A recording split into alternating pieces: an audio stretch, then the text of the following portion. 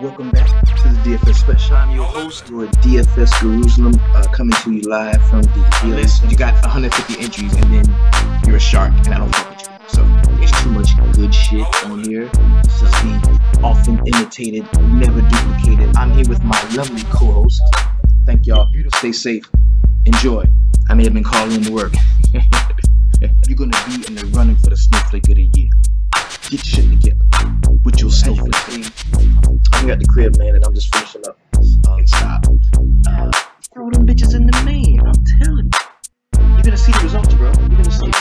This is what's really gonna help you out. You know how I feel about the home dogs. There's a lot of fight in the home dogs, and I really think a lot of shit to go over tonight. Who that scored all them points over there? Player of the night. Get him in your lineups. Get him in there, and let's go get this money. Thursday, let's go, and remember, in the sweatshop, we always keep it 300.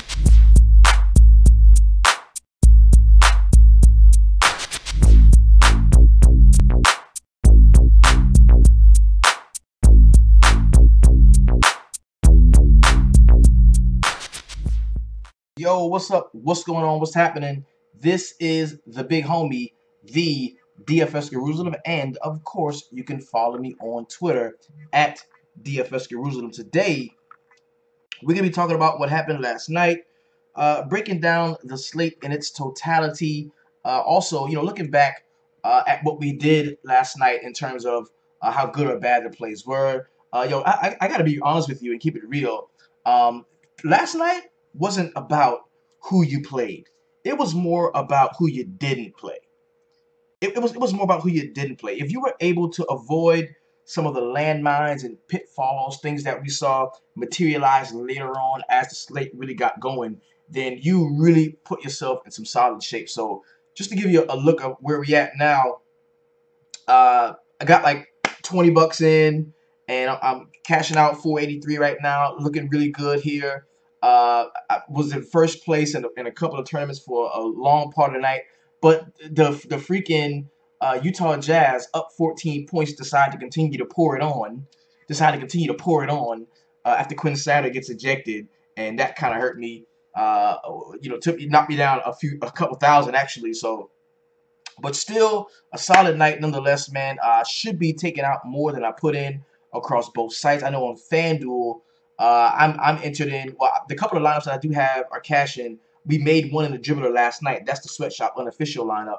And then, of course, I am entered into the Beat the Score Challenge joint. And yo, big shout out to the homie, man. We have a guy in the sweatshop. This is one of my favorite people in the sweatshop. This dude has been with me for so long. If I ever see this dude in the street, man, he is getting a steak dinner. Just because of how much this dude has been riding with the shop. The homie Joshua Paul Davis, man. Shout out to you, man, for being down with us for so long. This dude is so knowledgeable, not just so much about plays and all of that shit, but the dude will figure out, he will find out like whenever FanDuel or DraftKings introduce a new tournament, and he would go out of his way to break that shit down and make sure the people that may be playing looks at it and understands what the tournament is. And he explained to us what the Beat the Score thing was, and he had been playing it, and he was like, yo, I urge y'all, some of y'all go ahead and play it. And today was my first day playing the Beat the Score thing, and I put like $3 in, and I'm winning 147. I'm already eclipsed at 300 and whatever 305 Beat the Score point. So I should be good to cash something. I may not finish with $150, but I should win something. So shout out to the homie Joshua Paul Davis, man. And every day he gives us his sleeper, and usually it is fire. And that's what I love about the shop, bro. It's such a group effort. Like, I'd be a dick if I were to ever take full responsibility for any success that I have. Because it's ridiculous how much we all help each other and how the homies in the shop get it in, man. So big shout out to all of you. Really solid night, it looks like, coming up for us. If I could get like a full brawl or something like that, like a full-scale brawl going on in this last game, I'm talking like some old reminiscent of Detroit and Indiana brawl type shit going on, that'd be dope. I'd really appreciate that. So if anybody wants to talk about anybody's mom in that game and they start fighting, please go right ahead, because I would close the night on a solid note. But we do have a fair amount of games on deck for today. It is Tuesday, March the 6th, we've got the Philadelphia 76ers going to Charlotte Hornets, Atlanta, Toronto. We've got Miami and Washington. The nationally televised game is Houston Rockets going to Oklahoma City. That should be a good one. We got Denver and Dallas here. The Knicks and the Trailblazers, and they're going to be on the second leg of a back-to-back. So you might want to get some Knicks in there. We've got Brooklyn and Golden State. That should be a drubbing. And then, of course, we're going to close the night with the New Orleans Pelicans and the LA Clippers. That is on TNT. So let's go ahead and take a look at the feature 4 plays of the night. These are the 4 most talked about, tweeted about guys in the DFS sweatshop, in the Facebook VIP, and as well as on Twitter. First guy we're going to talk about, and we've got to talk about this, though, because this dude, I mean, it was straight up hammer time. The way he went in and banged out. I've got to find this dunk, bro. I mean, he went in and completely banged out on the Phoenix Suns. Phoenix Suns dude. Check this out. Check it out.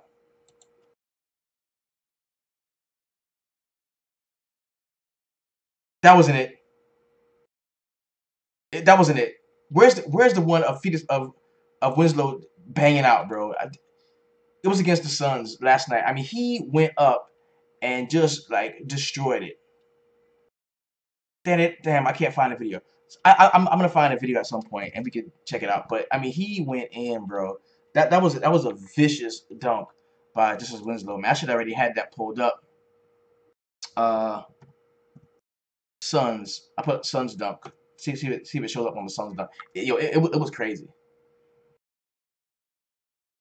He got posterized, but it's not. I should have had it. And he had a great game too. But anyway, my apologies, brothers. On Chris, yeah, he dunked on Marcus Chris. Yeah, let me put Justin Winslow, and then put Chris. See what happens. Yeah, he banged out on Chris, bro. That was dope. Ah, dang, it's not showing it. I gotta find it. I gotta find it. It's all good, man. But it was dope. It was a dope dunk. So let's go ahead and jump into it, man. This feature 4 plays tonight. Here we go. Justice Winslow, 43.5. Maybe I was spelling his name wrong because I gotta find his dunk. I gotta find his dunk. His mother can't spell. Okay, Justice Winslow, your mother can't spell, bro. That's not how you spell justice. That is really not how you spell it. Like, that was totally bad and wrong. Here we go. Here we go. Eat them. Check it out. Evan came back 10 years later.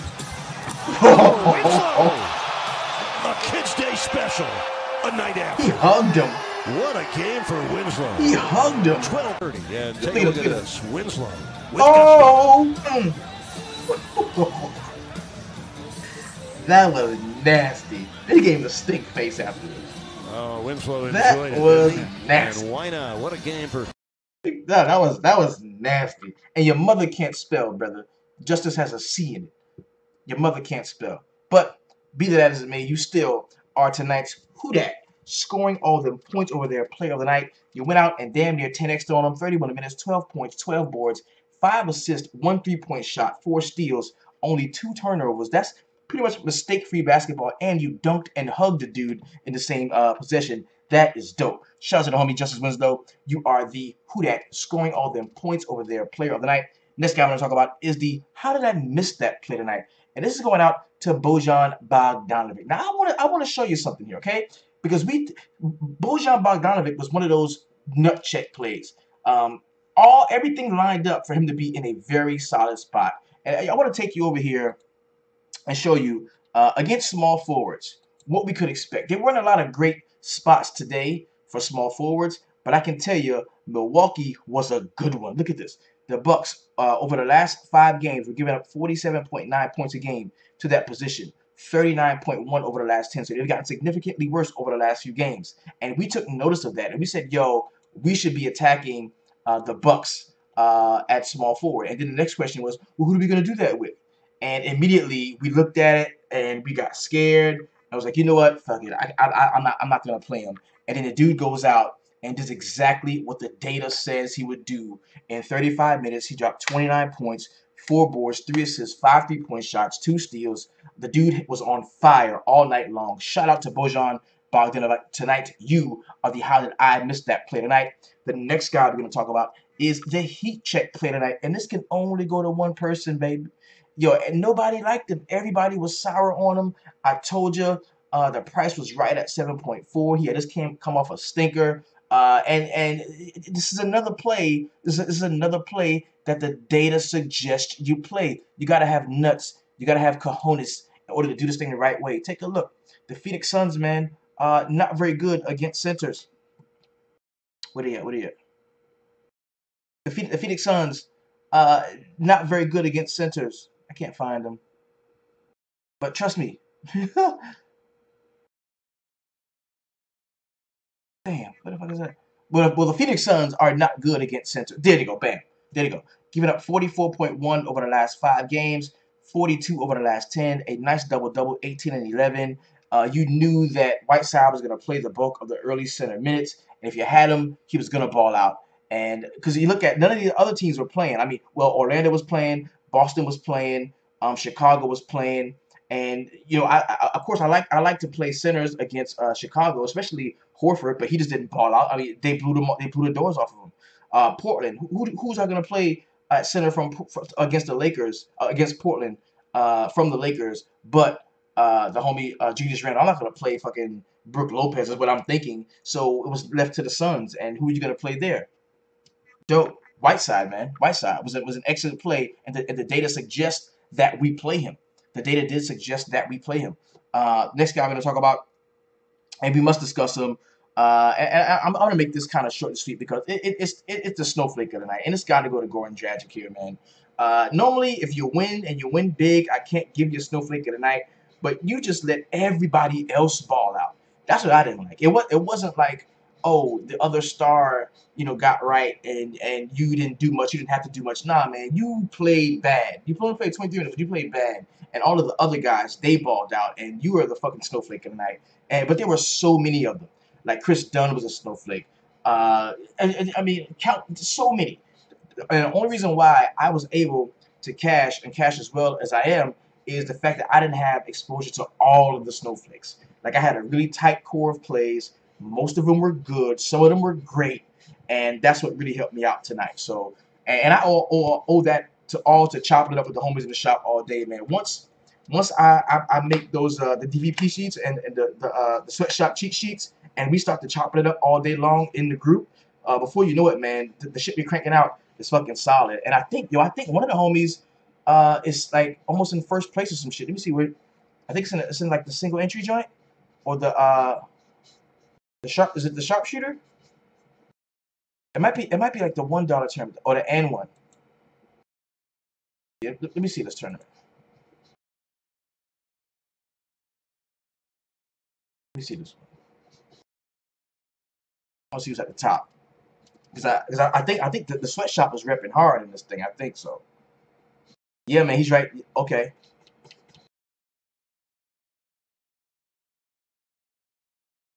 We yeah. Okay. Oh, nice. All right. So we still getting it in, man. We still getting it in. So let's go ahead. Let's go ahead and get get everything started, man. Let's go ahead and break down the slate, man. We've got an 8-game slate. I love 6 to 8 games. That is my wheelhouse. That is where I live. Let's go ahead and break those down. First game we got is going to be the Philadelphia 76ers going to Charlotte to take on the Hornets. And anytime we go to Charlotte and take on the Hornets, we got to let you go. I've got hoes. Kimba. I've got hoes. We got Kimba at the crib, and you know what time it is. Yeah. We talk about trading Kimba. Kimba start turning up. Kimba went ahead and made an all-star game. Yeah. They tried to get rid of Kimba. They tried to trade him. Now you thought I was just 770 and 404? I'm worldwide. Get act like y'all know it. Let's go, Kim. I had to play it a little bit longer for you for the All-Star break and how you did the damn thing. So let's go ahead, get into it. We got the homie here. Philadelphia going to Charlotte. Kemba Walker priced at 7.6 at the crib. So we get Kemba Walker at home, priced under 8K in what seems to be a negative matchup here. I want to go and take a real quick look at some of the DVP and see what we can expect Philadelphia to do against point guards. They may have been decent over the last few Let's give that a look. Okay, so they have not been giving it up. 41.7 points over the last 5 games, 39 over the last 10. They've gotten a little bit worse than they have been. 21, 6, and 7 with 1.4 steals, zero point 0.2 blocks, while giving up a 43% clip from the field shooting. So, people are not going to want to play Kemba. I definitely think King Howie says, why is he the only one that gets theme music? Because that's my guy. That is my guy. I kind of like Kemba here. I've got no issue. And I like Kemba as much as I like Dwight Howard. And Dwight Howard is 6.7, bro. 6.7. That is the cheapest I have seen Dwight Howard in quite some time.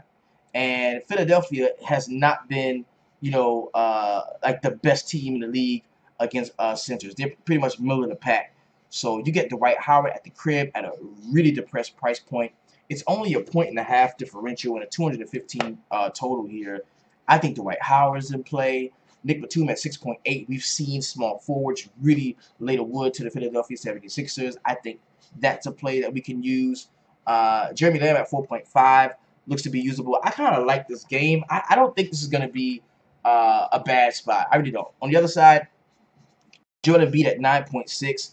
When you invest that much against Dwight Howard, that is always a cause for concern for the simple fact that Dwight Howard, and I always say this, man, I stress this enough to you, he's so active at the basket. Like, they love to feed him the ball early and often, especially if there's a traditional center across from him, a guy that he may be able to, kind of match up with, and that could be tough. That could be tough for Joel Embiid. So 9.6, while the matchup seems to be good, because we have seen the Charlotte Hornets struggle against centers recently. As a matter of fact, they are the second worst team in the league. I think the first worst team on the slate versus the center position. So if you wanted to play Joel Embiid, I definitely get it. I understand it, but it's going to be very tough. It's going to be very tough for me to, do that with complete confidence, knowing how active Charlotte Hornets like to get Dwight Howard around the basket. Ben Simmons at 8.1. I think that's a usable play. We can definitely see some solid, meaningful point guard and or small forward minutes from him. Not a big fan of Dario Saric at 6.3, but I think Robert Covington at 4.9 can be a solid play. This is good because anytime we're in these situations, whenever we are in these situations, we get more point guard minutes for TJ McConnell. And these situations I'm talking about is where Ben Simmons won't guard the other team's point guard. He would probably guard another position. So if Ben Simmons is not going to guard Kemba, he's probably going to guard, Batum, or maybe even be on MKG some. I know MKG will probably be on him. Then I think that kind of opens up point guard minutes for TJ McConnell. And we've seen him play 20 plus minutes and quite a few games recently too. 22, 21, 19, 24, 21, 31. We've seen him play quite a few minutes. And I think this could be a very solid spot for a cheap salary saving option, a guy that you can definitely then use at 3.6. I can definitely use that. Now, the thing that got me off of Saric is it seems like those power forward minutes have been split between him and Ersan Ilyasova. And I don't like that, man. I like Dario Saric. I think he's a very good player. I don't mind Ersan Ilyasova coming in and getting those relief minutes, but they're straight up splitting minutes, bro. Like, they're splitting minutes, and as long as they're doing that, I can't make a definitive case for either one of them on either side. So let's go ahead and take a look on FanDuel. We're gonna be checking out the same game to have a look at the pricing and see how it may be different. I'm sure they're gonna be priced up more on FanDuel than they are on DraftKings. Talking about Kemba and company. 8.1 for Kemba. He's 7.6 on DraftKings. 7.4 for Dwight Howard. 7.3 for Nicholas Batum. 3.6 for Marvin Williams. That's fairly cheap. It might be considerable. MKG is cheap at 3.6. That's usable. This could be good. Ben Simmons is 8.8. Joel Embiid is 10.3. You're not getting a break on any of the Philadelphia guys. Not at all. TJ McConnell is 3.62. Will Kemba Hose be at this game? I hope so. I hope so.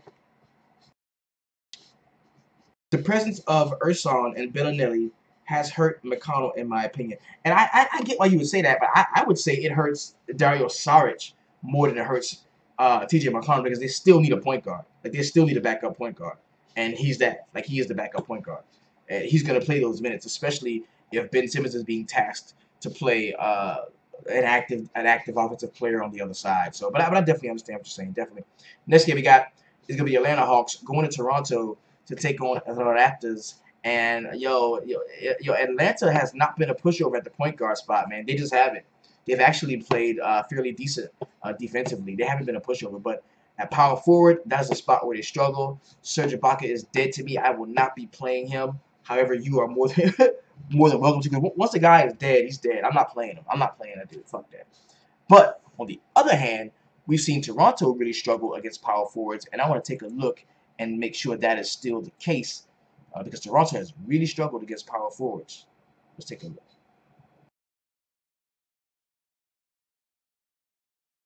Over the last 5 games, they seem to have gotten better. They've gotten better against power forwards.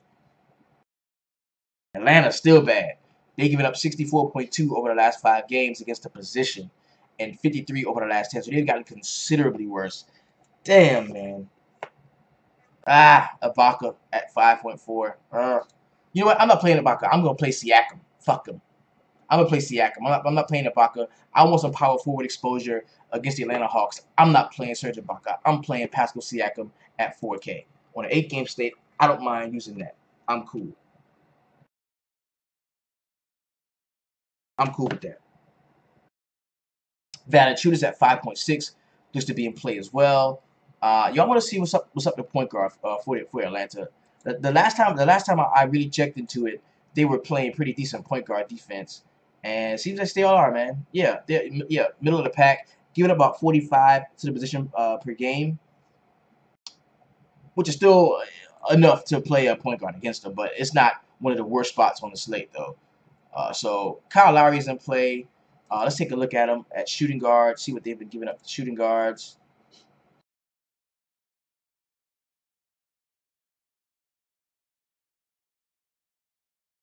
Okay, Atlanta, middle of the pack against shooting guards. So that's not really a big selling point there. But CJ Miles at 3.9 could be a usable play. Siakam, I like Siakam. He's one of my. I like him. That's like a cheap salary saver guy I'm going to be using.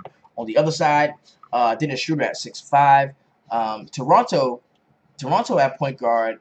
Let's take a look at what they've been giving up. I think they've been kind of they've been letting point guards play. Yeah, Miller. Okay, 43. Yeah, so he's in play, and plus he's the engine of this team, man. So Dennis Schroeder at 6.5 is going to be in play. I think Bays at 5.6 is a usable option. Don't love Dwayne Dedman. John Collins at 5.8 could be a guy that you might want to take a look at. Let's take a look over on FanDuel and see what the price points look like. Shooter 7.1. Bays is cheaper at 5.4. I'm gonna highlight him. Collins is 6.2. Kyle Lowry is 7.7. While DeMar DeRozan at 8.2. Ibaka 5.6. And you get the Siakam is 4.7. So he's 700 more. Okay, cool. Yeah, he's in play for me. Cool. And then Jonas is 6.4. He's a little bit more expensive than he is on DraftKings. Next game we got is going to be the Miami Heat going to Washington to take on the Wizards. This is a back-to-back for the Miami Heat, the second leg of such. And you've got Dragic at 7.1. Could be a solid bounce-back spot here. Whiteside 6.9, a cheaper price, where we've seen the Washington Wizards play pretty tough against centers, man. Like they're not a team that gives it up. And I think a lot of it is because of how small they're willing to go. They're willing to go small and roll out their power forward. So I'm not, exactly sold on Whiteside, especially on the back-to-back, rolling him out there. We have seen the Miami Heat struggle against power forwards. That puts into play not only Markieff Morris, but Otto Porter Jr. looks to be in play for us here. And even on the wings, man, I wouldn't mind playing Bradley Beal at 8.7, even though the price is kind of up. I wouldn't mind playing there. Now, let's take a look. Let's take a look here at the Miami Heat. Look at Miami Heat against centers, bro. They're giving it up. That's not bad. I mean, excuse me, against let's look at our point guards for Miami Heat. Normally, this is a team that you don't want to play point guards against, but look, 45.9 over the last 6. I mean, over the last 5. That's not bad. That's not bad. So, Satoransky, tall, rangy guy, 5.2. He's going to be in play. Josh Richardson at 5.9. You want to play small forwards against him. And then you got Justice Winslow at 4.2. A guy who I think is a confidence guy. I think he's a confidence guy. The better he gets, the better he plays. You know what I'm saying? Trying to figure out whether Lowry or DeRozan goes off makes my head hurt more. Yeah, Myron, I definitely agree with that, bro. It's always tough, man. Usually we could just lock both of them cats in. When we saw it was a solid spot. But even then, this season, when we think both of them are in great spots, we play both of them, and then one of them goes off. Like, that's just how they would correlate a lot in seasons past, man. And we're just not seeing that recently. So Richardson, Winslow looks to be good here. Maybe some James Johnson at 4.6 could be a usable play. And that's going to be as far as I would get with this Miami and Washington game. Remember, it's only a 203-point total with a 5-point differential going in favor of the Washington Wizards. Let's have a look over on FanDuel. Same game. Want to see what the price points are. Dragic, a little bit cheaper at 6.9. That puts him in play for me. Richardson is 6.4. Winslow 4.3. Bradley Beal is 8.5. He is 200 cheaper than he is on DraftKings, so that's definitely going to solidify him as a player to watch. Otto Porter 7.6, priced up some, and Markieff Morris is 5.5. Looks to be a usable option here, and to be finished off with Thomas Satoransky at 5.6. Could be solid. Would you rather play Beal or save that for AD? We could be in a situation where we can play both of them. You know what I'm saying? And especially if, and honestly, this game right here, the Houston and Oklahoma City game, oh my God, this is going to be the one that a lot of folks are going to want to have exposure to, right? So let's see the strengths and weaknesses of the Houston Rockets and the Oklahoma City Thunder, okay? So Oklahoma City, really weak against point guards, 55.2 over the last 5. All right, 37 over the last 10. So recently, they've given up a ton of points to point guards. That's going to definitely make you take a look at Paul George under 8K at 7.9. Then you take another look at what they've been giving up to shooting guards, and I can tell you, this has been one of the worst teams in the league versus the shooting guard position. And how much has that changed? Yeah, 48.5 over the last 5, 56 over the last 10. So they've gotten better over the last few against that spot, but still puts James Harden in play here. And against centers, Oklahoma City has been slipping. Oklahoma City has been slipping. And against centers, let's see what they said against centers. Okay, decent against centers. Okay, cool. Decent against centers. But, I think Houston is the one that's been struggling against centers. Yeah, Houston has been struggling against centers. Giving up 43 over the last 5. That's going to put the homie in play. That's going to put Steven Adams at 6.4. That's going to put him all the way in play. Russell Westbrook 11.2. In this type of matchup, definitely a guy that you can use. Yeah, this is going to be a trap meet, bro. They're going to run. They're going to get out in transition. It's going to be a lot of three-point shots. Eric Gordon is going to look to be in play for that at 4.9. Even Trevor Ariza at 4.7. This team does struggle to cover the wing at small forward position. Carmelo Anthony should be out for this game, and that's going to probably force him to start Patrick Patterson again. So then you're going to see Jeremy Grant come in and get meaningful minutes at 3.5. That could be a usable guy. Paul George at 8.5 could be usable. This is going to be a good game, man. I think there's a lot to love about this one. Lot to love. Yeah, I think there's a lot to love about this one. That could definitely be a good one. All right. Next game we got. This game we got is going to be the. Oh, actually, let's go over to FanDuel and have a look at this one. Go to FanDuel, have a look at this one. James Harden 11.4, Chris Paul 8.1. That's not bad. Capella 7.5. Not a player that I particularly love. Ariza is 5.2. Tucker 3.7. Gordon is 500 more. We've got Steven Adams is 7K. Westbrook 11.5 and Paul George 8.6. You're not getting breaks on any of these cats, bro. You are not getting the break on any of these cats. Next game we got is going to be the Denver Nuggets going to Dallas to take on the Mavericks here. And we got Nikola Jokic, man, at 9.5. And I can guarantee, man, Dallas, man, sucks in a lot of spots. So you'd be good to find where they're worst at and then definitely do all you can to exploit that. And center does not seem like a place where you want to run up on the Dallas Mavericks. They have not been giving it up that much recently. Now, point guard should be a place where you could take a look at attacking the Denver Nuggets. Let's take a look. Yeah, Denver and Dallas both give up the point guard. So we're looking at Dennis Smith Jr. We're looking at Jamal Murray at 6.4. We're looking at Gary Harris at 6.3. That's a decent play. Harrison Barnes at 6.1. There's somebody who I think we can get behind. Dwight Powell, man, at 5.5. I want to take a look at what, because he owes me money. Dwight Powell owes me money. Look at Dallas sucks again. Look at Dallas against power forwards, bro. They're giving it all the way up. They're giving they're giving it all the way up against power forwards, man. And Denver's not that great either. Millsap at 5.8 in this spot is like, ugh. The Joker or not, don't attack Dallas at center. Yeah. Yo, Millsap looks tasty in this spot. He really does. Power forward against the Mavericks could be a thing. He looks tasty. Maybe even Will Barton at 6.4 can be a solid play. I want to have a look at small forward and see what's going on here.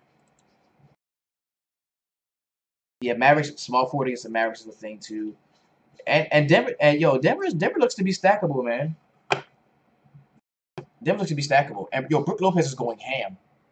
Brook Lopez is going ham. So let's go over to FanDuel and have a quick look. Go to FanDuel, have a quick look at this game to see what the price points are for everyone. 9.7 for Jokic, 6.1 for Millsap, 7.2 for Gary Harris. You got 6.9 for Jamal Murray. Chandler is 5.4. Barton is almost 8K. DSJ is 6.7. You're not getting a break, bro. 6.2 for Harrison Barnes. Powell 5.7. Barea is 5. You're not getting a break. Yo, the FanDuel pricing is spot on. Like it's kind of tough today. FanDuel is not playing. So the next game we got is going to be the New York Knicks. My New York Knicks going to the Motor Center, man, in Portland to take on the Trailblazers. A 215-point total, with Portland being a 10-point home favorite. We've got Enes Kanter at 7K. You can attack Portland at the center spot, and I definitely think that Kanter being an active presence in the low block could definitely frustrate Nurkic and bode well for him. So I wouldn't have an issue there. Michael Beasley at 5K has been disappointing lately. Honestly, I don't have to play a lot of this game, really. I really don't have to play a lot of this game. There's not a lot that I love, man. You look at people like Trey Burke. You look at maybe Moutier if you want to get real jiggy with it. But aside from that, man, there's not a lot about this game that I love. On the other side, Big Game Dame is 9.4. Do you need 4 quarters of Dame Lillard to beat the Knicks? Probably not. CJ McCollum is 7.3. That could be a usable play. Emu at 4.8 looks to be usable because he's so cheap. That's a solid one there. And Maurice Harkless probably going to be out for this one, so Evan Turner at 4.1 could also be another usable option. Let's take a look over on FanDuel and see if there's any big value that we can make use of here. Let's take a look. Lillard 9.7, McCollum 7.8, Nurk 6.5, 5.4 for Aminu. So he's cheap on DraftKings, 4.8, and he's 5.4. Kanter is 6.5, a little cheaper. That's usable. Moutier 4.7, Trey Burke 5.5. Yo, FanDuel is not playing today. Yo, Lopez is going ham, and that's the center. That's the spot. That was the spot. That was the fucking spot, bro. Look, that was the spot.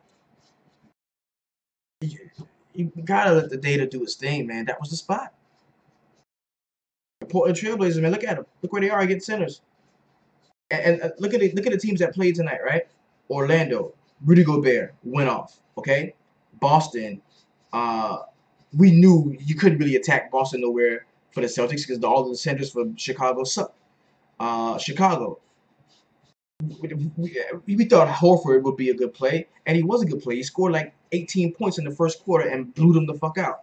That was the problem. And then who you had left? The Portland Trailblazers. And nobody wanted to play fucking Brook Lopez. No, the data, bro. Oh my God, the data is there. The data is fucking there. It's there every night, and it's up to us to just. This is like a fucking money tree. Because once we do all of this and we chop it up, the process has to be trusted, man. I'm so pissed right now. I'm so pissed because I had a lot of Horford when I knew there was a better matchup. There was a better matchup, and it was Brook Lopez, man. And I was automatically thinking, oh no, it's Julius Randle, and I can't afford Julius Randle, so I'm just gonna play Horford. I should have fucking damn. Urgh. That sucks. Next game we got is gonna be the Brooklyn Nets and the Golden State Warriors. This game could really get out of hand. But for a couple of reasons, I'm going to take a look at a couple of these cats, man. Dinwiddie at 6'3", looks to be usable, as does D'Angelo Russell. We know Golden State does struggle against point guards. It's a 14.5 point total, bro, with a 14.5 point differential with a 230 point total. That's a ton of points, a lot of points. So the question is, who's gonna do the blowing out? If the game blows out, who's gonna do the blowing out? Klay Thompson at 6.5 looks to be usable. Maybe some Draymond at 7.5 is a guy I might be able to use. Curry is always going to play at 9.3. I wouldn't have an issue there. Jared Allen at 5.3 as a center option. I don't think he is a center. I don't think he's a center. Uh, I don't think he's a center that could get run off of the court. I think they're going to keep him. You know what I'm saying? They're going to keep him on the court. They're not going to just get off the court because we're going to go small and run you off of the court. I don't see that happening. So I definitely think that you could use. I definitely think that you could use him. DeMarre Carroll, yes. DeMarre Carroll, 6K, yeah, certainly. Certainly would not have an issue there at all. Let's go over and take a look on FanDuel and have a look here. D-Lo is 7.3. Okay, cool. DeMarre Carroll 6.2. Spencer Dinwiddie is 7K. He's priced up. Some Jared Allen 5.3. I wouldn't have an issue there. Allen Crabbe at 4.9. You need him to shoot hot if they expect to stay in this game, which probably is asking a lot. So Klay Thompson at 6.5. JaVale McGee 3.6. These games are kind of nutty today, man. Because the blowout potential is real, and I hate that. I hate that. Right? I really hate that. Last game on the slate is going to be the New Orleans Pelicans and the Los Angeles Clippers. So, of course, the last game on the slate is where we're looking to get our AD exposure. And let's check out the price on him. Is he 13K yet? No, he's only 11.6.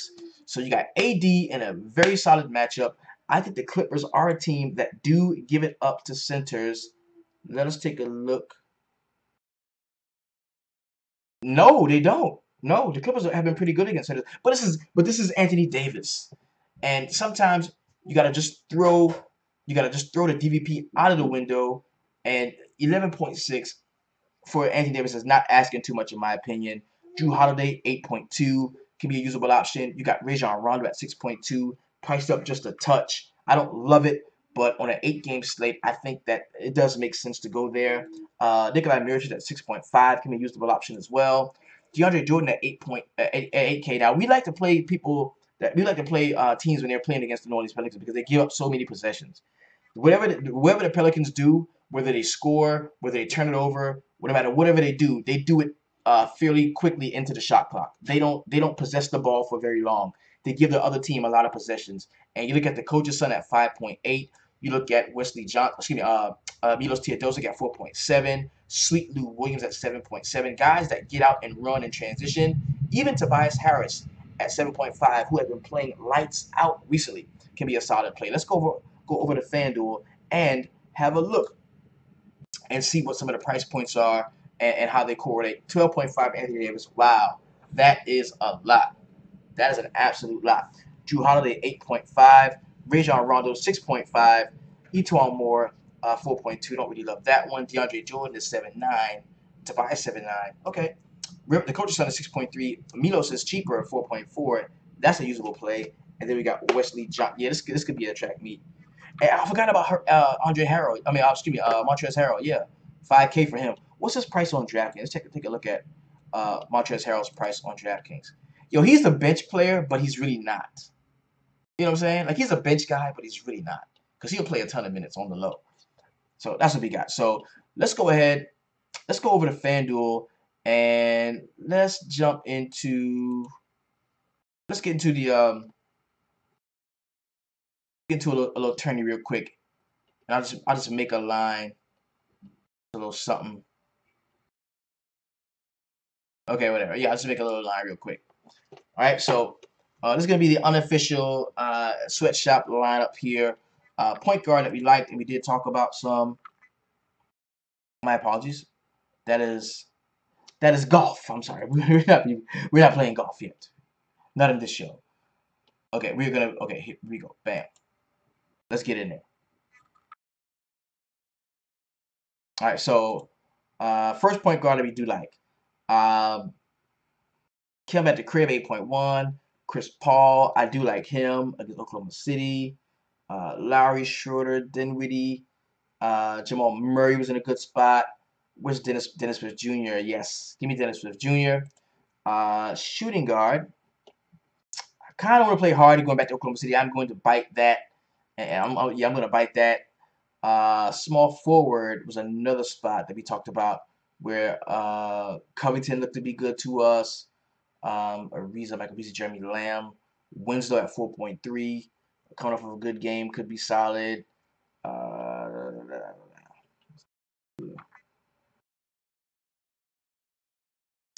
Hmm. Barnes, Josh Richardson. Because we did like wings. We did like wings against Washington.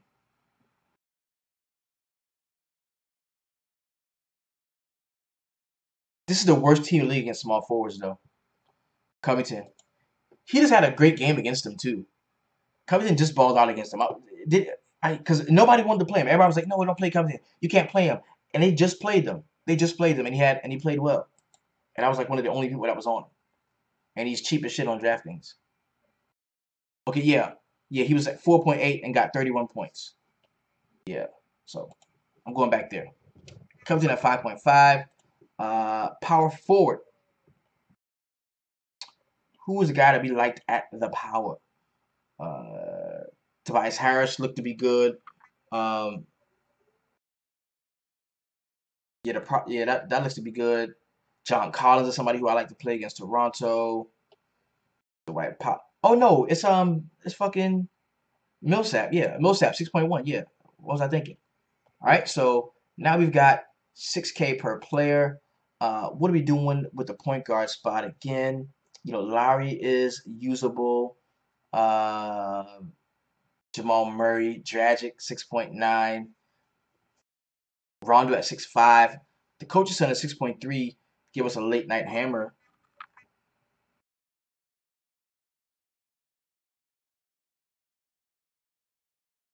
Good. Yo. Watch your show for the first time today while tweaking my lineup for tonight. You helped me out big time. Doing good on DK and FanDuel as we speak. Shout out to you, big homie. Thank you, man. That is love. That's why I do it, B. That's why I do it. Milos at 4.4 looks to be usable. Ooh, I could get behind that. But I'm not gonna go that cheap. Give me the coach's son here at 6.3. The next shooting guard. I want some more exposure to that Houston game. I really do. And if the homie is cheap, I'm gonna Eric Gordon 5.4. Yeah, give me that. My center. I think tonight. This is where you gotta hit on. Center is where you gotta hit on tonight. It's like the key play, the key place to play. And I want to see what's a great spot for center here. Uh, okay, Embiid, of course. Cantor against Portland. And Houston. Adams. Yeah. You got the Brooklyn Nets. Ooh, JaVale McGee. No, I'm not playing JaVale McGee. And then Miami, it looks to be bad at center, against centers.